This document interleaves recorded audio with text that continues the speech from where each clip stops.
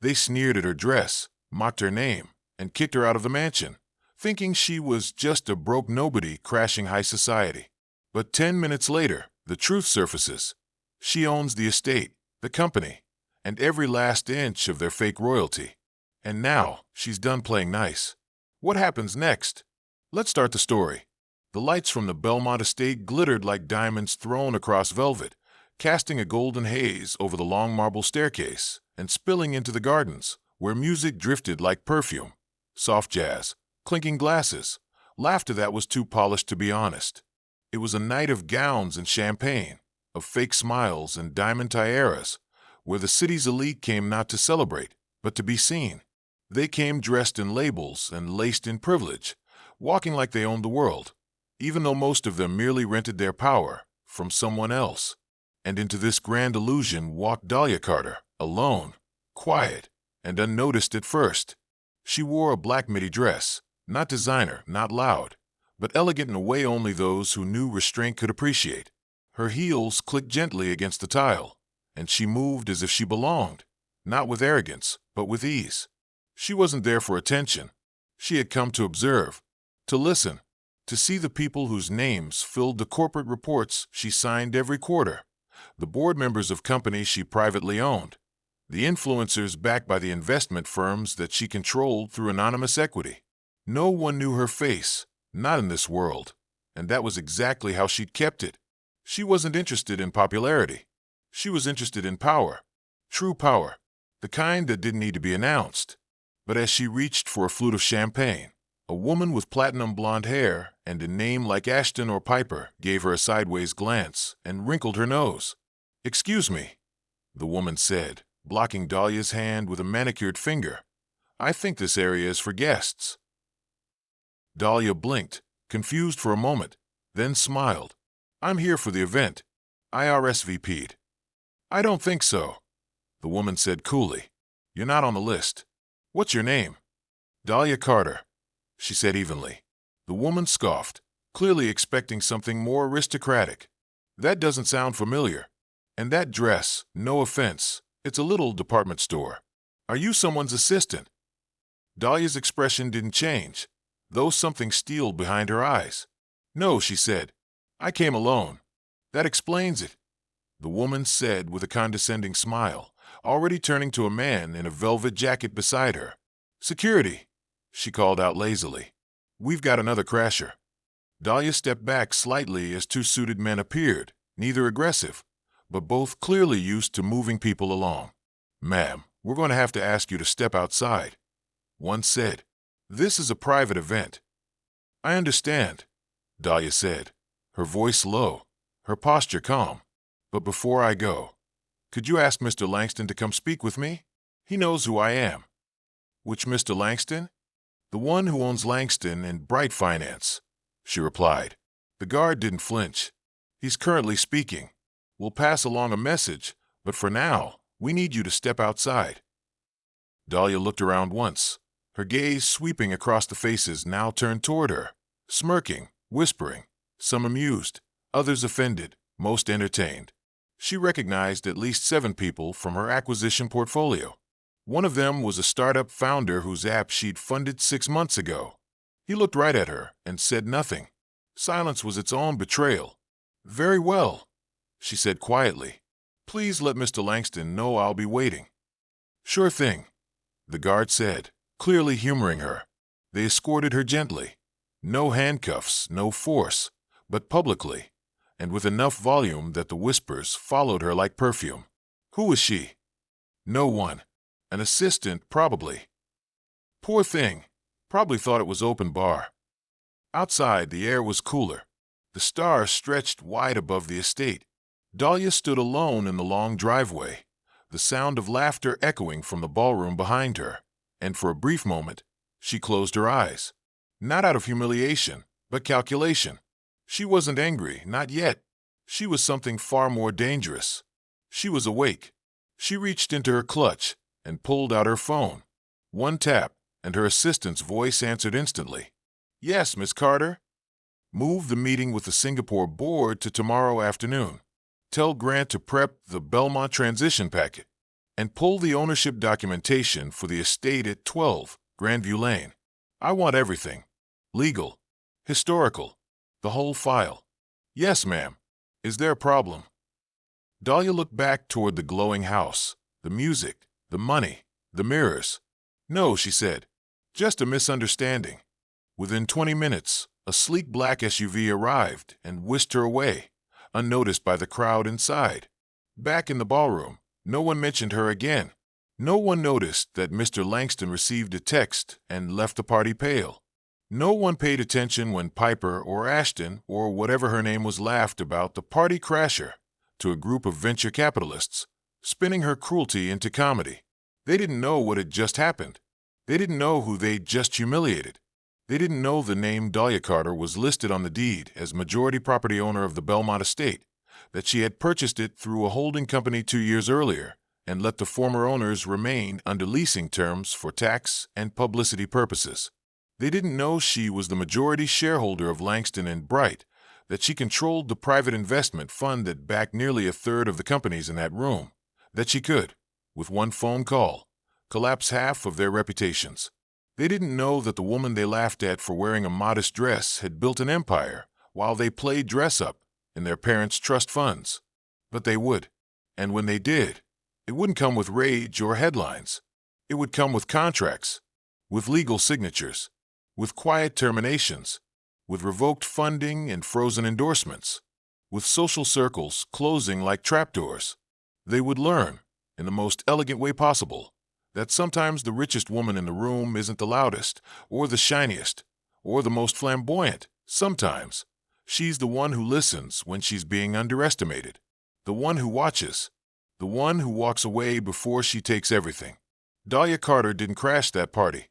She owned it. They just hadn't realized they were standing in her house. By sunrise the next morning, the entire landscape of the Belmont estate, and everyone connected to it, had already begun to shift, though no one inside its glittering circle of influence knew it yet. Behind the curtains of polite society, a storm had started moving, slow, precise, and utterly silent, just the way Dahlia Carter preferred it. The estate's property records were pulled, audited, and highlighted by her legal team before dawn, revealing not only her sole ownership through the shell company Aramel Properties, but also details of the leaseback arrangement with the Langstons, who had been presenting themselves as the estate's original owners and elite hosts while actually being long-term tenants under a carefully worded corporate contract. The hosting company, the catering service, the valet, all of them had been subcontracted under event firms she owned equity in. The bar supplier, one of her distributors, the musicians, signed under a label in her investment portfolio. In truth, nearly everything at that ostentatious gathering had been paid for by her money, by her holdings, by her influence, except her invitation. They had stripped her of dignity on land she purchased. And now it was time to collect. At precisely 10 a.m., she sent a simple message through her private assistant, Quinn. Initiate Phase 1. Phase 1 meant freezing all outstanding funding and invoicing associated with Langston and Bright Finance, pending compliance reviews and ethical review board examinations. It also included pulling the luxury fleet lease from the Langston's automotive perks, which were quietly terminated through the dealership holding company she also owned, effectively stranding Mr. Langston's Bentley Continental in their driveway without warning. The housekeeper, the chef, and the garden staff, independent contractors through third-party firms, were issued new contracts under Dahlia's direct control, with wage increases and NDAs. And then came the personal calls. The first one, to Mr. Langston himself, was short and surgical. "Mr. Langston," she said when he finally picked up in a panic, "I was removed from my own estate last night at a party that bore my property's name and served my wine, hosted by a man whose entire company operates on funding I provided." "Miss Carter, I had no idea," he stammered. "Please, it was an error, a mistake." "No," she said, cool and measured. "It was the truest part of your character. That's what mistakes reveal. Please, let's meet, let's talk." "No need," she replied. "Your contract allows me to terminate your lease without cause after a violation of terms. Hosting an event that excluded the property owner qualifies. You have 30 days to vacate. You can't do this. I already have, she said, and hung up. Meanwhile, across the city's business elite circles, emails began to circulate. Investment funds backed out of Langston-led ventures. Influencers who had sipped cocktails at the Belmont party found their brand deals quietly revoked. The woman named Piper, or Ashton, or whatever her name was, woke up to a notification from her talent agency that her next 3 sponsorship campaigns had been canceled due to reputational risk exposure. She hadn't known who Dahlia Carter was when she mocked her, but her PR rep sure knew now. And as the ripple spread, curiosity bloomed. Who was this woman who'd gone from party crasher to private empire architect overnight? That question was answered by an exclusive feature published later that week in Fortune magazine. Asterisk, meet Dahlia Carter, the billionaire you've never heard of until now. Asterisk, the article, approved but not co-authored by Dahlia, traced her origins from a scholarship student at MIT to an anonymous angel investor in early-stage tech, from the daughter of a Detroit librarian to a silent majority stakeholder in over 40 companies spanning finance, real estate, and luxury goods. She had built her empire not on inherited wealth, but on intelligence, patience, and a complete disinterest in being seen. Until now. The journalist wrote of how she had attended the Belmont party unrecognized, uninvited, and unrespected, only to return with receipts, ownership rights, and the full force of the empire that danced in her shadow. She didn't need to humiliate anyone publicly. Reality did that for her. The article ended with a quote from Dahlia herself. They say money talks, but mine listens first. That's how it learns where to go. The reaction was immediate. Within 24 hours, her face was on every business talk show. Photos of her quiet exit from the Belmont party were now iconic. Images of a woman in a plain black dress being escorted by guards under golden chandeliers, now reframed as the calm before a takeover. Social media erupted in outrage and admiration. Hashtags trended globally. Hashtag they didn't know she owned it. Hashtag Dahlia Carter was the party. Hashtag elegance in power. But while the world marveled, Dahlia stayed focused. Her next move was not revenge, it was reconstruction. She visited the estate personally, now cleared of tenants and guests, and walked its halls alone. In every room, she saw traces of a world that had tried to reject her. Photographs of fundraisers she funded but wasn't invited to. Letters of thanks signed by people who had never looked her in the eye. Gilded mirrors reflecting a society built on exclusion. She didn't rage. She renovated. The Belmont estate, once a symbol of elite inheritance, was transformed into something new. The Carter House for Emerging Women Entrepreneurs, a nonprofit think tank and retreat that welcomed women of all backgrounds to live, learn, and launch. No applications based on family name. No dress code beyond respect. No gatekeeping. Just potential empowered. She held the grand reopening 3 months after the infamous party, inviting the same society who once turned her away. Many declined. Some came anyway, anxious, eager to be seen supporting the woman who now sat at the top. Dahlia didn't snub them. She greeted them warmly, professionally. But she made one thing clear. The doors they once slammed were now permanently out of their reach. The guest list had changed. And this time, she was the one holding the velvet rope. She gave no speeches that night, no grand declarations. She simply stood on the marble staircase, wearing the same black dress as before, and watched as young women of color in blazers and notebooks took their place on the estate's patio, networking with funders, launching prototypes, dreaming out loud. Power, she had learned, doesn't need to scream. Sometimes it just waits for the right moment to speak, and then it owns the room. Dahlia Carter never intended to become a symbol, a legend, or a cautionary tale for the elite. But the moment they threw her out of the Belmont estate, the moment their laughter echoed through halls she paid for, that moment rewrote her purpose. And now, as she stood at the top of the very same staircase from which she'd been quietly ejected, she wasn't thinking of revenge. She was orchestrating a future. The Carter House for Emerging Women Entrepreneurs was no longer just a rebranded estate. It was the headquarters for a multi-tiered initiative to rewrite access, wealth, and inclusion across industries long protected by gatekeepers who assumed skin tone, zip code, or fashion labels determined one's worth. In the first year alone, the Carter House produced 30 seed-funded startups led by young women of color, immigrants, single mothers, and dreamers who had no pedigree but limitless drive. Dahlia personally mentored 5 of them, while her advisory board, handpicked from visionaries she trusted, not the ones with the fanciest titles, oversaw every detail of their growth. Media attention flooded in again, but Dahlia remained elusive, declining talk shows, late-night interviews, and women in power specials. She didn't want to be famous. She wanted to be effective. Her words echoed from her rare TED Talk appearance. Visibility is not the goal, impact is. Meanwhile, the former social elite who had dismissed her scrambled to rewrite their own narratives. Some tried to issue public apologies on social media, tagging her in long-winded posts about learning and growth. Others sent gifts, bouquets, champagne, signed letters, from PR teams desperate to rebuild connections. Dahlia ignored them all. She didn't respond, didn't retaliate, didn't post. She let their silence deepen into self-examination. She knew the most devastating power move wasn't public vengeance.